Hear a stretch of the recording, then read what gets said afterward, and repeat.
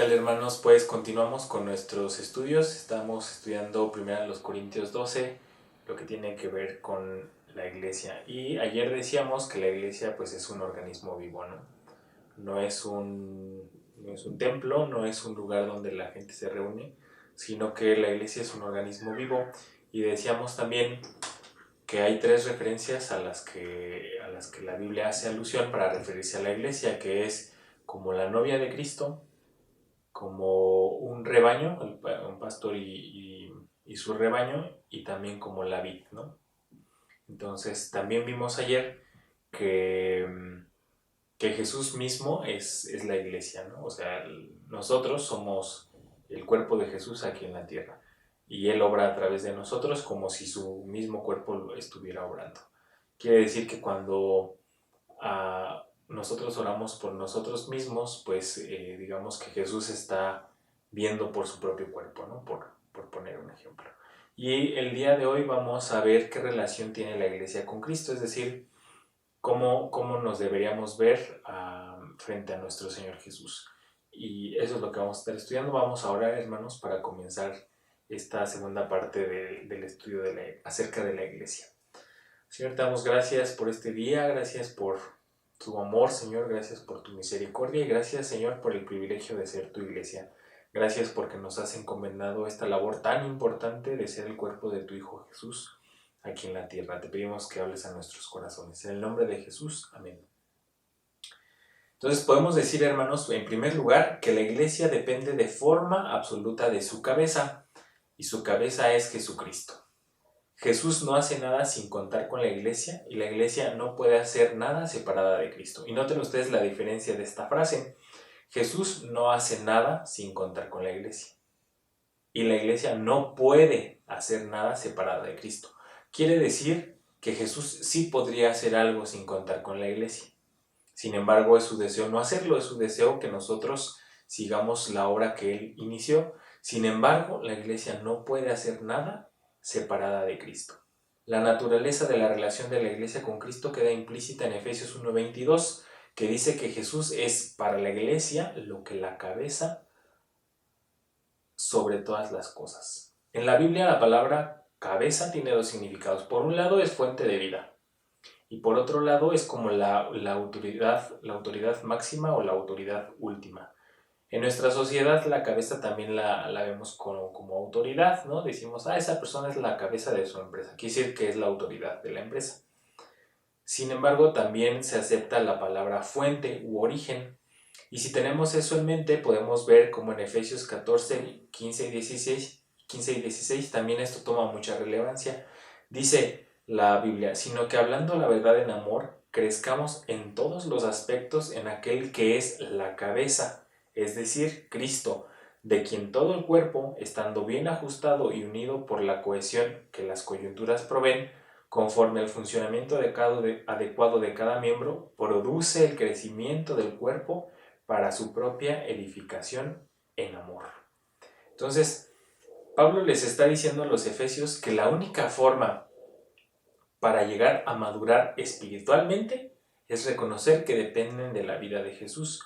Dice, sino que hablando la verdad en amor, crezcamos en todos los aspectos en aquel que es la cabeza, es decir, Cristo. Ahí dice, la única forma de crecer es en aquel que es la cabeza, es decir, en nuestro Señor Jesucristo. Es decir, que cuando nosotros empezamos a ser cristianos, hermanos, podríamos ser unos devoralibros, ¿no? Podríamos leer mucha Biblia, podríamos leer muchos comentarios, podríamos escuchar muchas predicaciones, podríamos investigar mucho acerca de Dios, del cristianismo y todo. Sin embargo, y eso seguramente es bueno porque nos va a llenar de conocimiento, pero la forma en la que nosotros maduramos espiritualmente es estando en Cristo. Y aparte es de hacer notar que dice que hablando la verdad en amor, crezcamos en todos los aspectos. Hablando la verdad en amor. Y se me hace, lo subrayo, hermanos, porque de pronto confundimos mucho el ser honestos con ser groseros, ¿no? O hay personas que con el pretexto de que ellos dicen siempre la verdad y dicen siempre las cosas de frente, pues lo hacen o lo hemos llegado a hacer lastimando a la gente, ¿no? Pero es muy interesante como dice aquí la Biblia, sino que hablando la verdad, o sea, está bien decir la verdad, hablando la verdad está bien, pero sigue diciendo en amor, porque, pues como decía el mismo apóstol Pablo en 1 Corintios 13, ¿no? Si yo no tengo amor, pues de nada me sirve. Podré hablar lenguas angélicas, podré profetizar, podré hacer esto y lo que sea, dice, pero si no tengo amor, de nada me sirve. Quiere decir que también si hablamos la verdad, si vamos y decimos la verdad a alguien, por muy, muy verdadero, ¿no? Valga la redundancia que sea, si no lo hacemos en amor, pues no estamos haciendo las cosas de la forma correcta. Pero entonces decíamos que Pablo le está diciendo al pueblo de Éfeso, a la iglesia de Éfeso, que para madurar necesitamos estar bien cimentados, ¿no? Bien unidos con la cabeza que es Cristo. Y en segundo lugar, si decimos que Jesús es la cabeza, también significa que estamos bajo la autoridad de Jesús. Quiere decir que obedecemos a Jesús, hacemos lo que Él dice, cumplimos con fidelidad lo que Él desea. La función concreta que Dios le haya dado a la iglesia, esa la vamos a hacer con obediencia y con humildad, sujetándonos a la autoridad que es Cristo. Porque Jesús es el Señor, Jesús es nuestro Señor, es nuestra cabeza, es nuestra autoridad, es nuestro líder, ¿no? Entonces, le recuerdo esos dos puntos. Si queremos madurar, necesitamos estar en la cabeza y también debemos obedecer y hacerlo y actuar con fidelidad, ¿no? Hay una conexión viva y directa entre la cabeza y cada uno de los miembros del cuerpo. En el Nuevo Testamento no hay ningún líder que reciba el nombre de cabeza de una iglesia local. Ese título está reservado para Jesús. La cabeza no le dice a la mano que le diga al pie lo que tiene que hacer, es decir, la cabeza no manda recados con otra parte del cuerpo, ¿no? La cabeza está directamente conectada con el pie. ¿Qué quiere decir, hermanos? Que Jesús está conectado con la iglesia en su totalidad, pero que Jesús, que es la cabeza, también está conectado conmigo y con usted, porque la cabeza está conectada con cada parte del miembro. Si yo muevo mi mano derecha es porque la cabeza dio la orden, no mi cabeza le dijo a mi otra mano que le dijera a esta mano que se mueva, ¿no? Lo hace directamente. La cabeza está directamente conectada con cada parte del cuerpo. Por lo tanto, la gente no encuentra su ministerio bajo la dirección de líderes, sino a través de la motivación y los medios que recibe directamente de la cabeza. Lo que usted haga, hermano, es porque Dios se lo está mandando, porque Dios le está dando la oportunidad de hacerlo, no porque a alguien se le ocurrió que usted puede hacer, ¿no? Esa es la importancia del cuerpo de Cristo. La iglesia funciona como un organismo cuando aquellos que forman el cuerpo de Cristo buscan en obediencia desarrollar la función que Dios les ha asignado. Y esto también es muy interesante porque dice aquí, hermanos, el comentario que buscamos en obediencia desarrollar la función que Dios nos ha asignado. Y habla de que estamos activos, estamos buscando en obediencia aquella función que Dios nos ha asignado. No estamos quietos, no estamos quietos esperando que alguien haga todo, ¿no? Ese no es el cuerpo, ¿no? Como imagínense que mi nariz dijera, pues yo no voy a respirar hasta que otra parte del cuerpo quiera respirar. Pues no, no, porque esa función es de mi nariz y lo tiene que hacer, ¿no? El cuerpo funciona perfectamente cuando cada parte lleva a cabo la función para la que fue diseñada originalmente. Al que le toque hacer lo que le toque y lo hace, es entonces cuando la iglesia logra funcionar de manera adecuada. Cuando las personas del cuerpo se comprometen delante de la cabeza a descubrir y a ejercer la función que les ha sido dada, la iglesia se convierte en un organismo vivo. Y podríamos hablar pues de todo, ¿no? Los pies y las manos solo funcionan para tomar cosas, ¿no? Para caminar, pero no es la única función que tiene nuestro cuerpo. Nuestro cuerpo hace muchísimas cosas. Así es una iglesia, hermanos. Y cada iglesia tiene sus integrantes para una función en específico.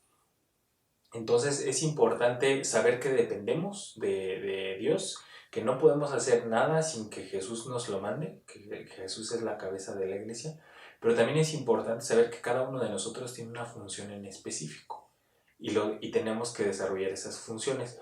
porque si no, pues estamos atrofiando a nuestro cuerpo, ¿no? A nuestra iglesia, no está funcionando de manera adecuada. Y cuando el cuerpo, no sé si ustedes han notado eso, cuando el cuerpo padece de algo, suceden dos cosas muy interesantes. Por ejemplo, no sé si han visto ustedes cuando la gente se fractura un brazo o una extremidad, suceden dos cosas cuando esa extremidad no está funcionando bien. La primera es que esa extremidad se debilita.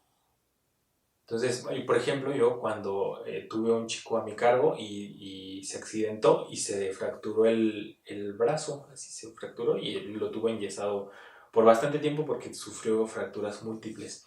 Y entonces cuando ya le quitaron el yeso, pues el brazo que no tenía lesionado se le veía pues normal, ¿no? Así normal. Y el otro brazo, el que sí se lesionó, estaba delgadito, delgadito. Y entonces tenía que hacer ejercicios para volver a recobrar la fuerza, ¿no? Entonces eso es lo primero que sucede cuando un órgano de nuestro cuerpo se lastima y deja de trabajar, se debilita.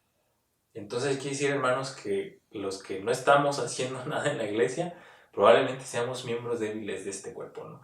Y la segunda cosa que sucede es que otras partes del cuerpo tienen que hacer la función de esa mano, pero ¿qué creen? No lo hacen tan bien como esa mano. Porque justo se fracturó la mano derecha y entonces decía, híjole, o sea, no puedo escribir bien hasta que pasaron algunos días y ya lograba escribir, incluso con el yeso, ¿no? Ya lograba escribir.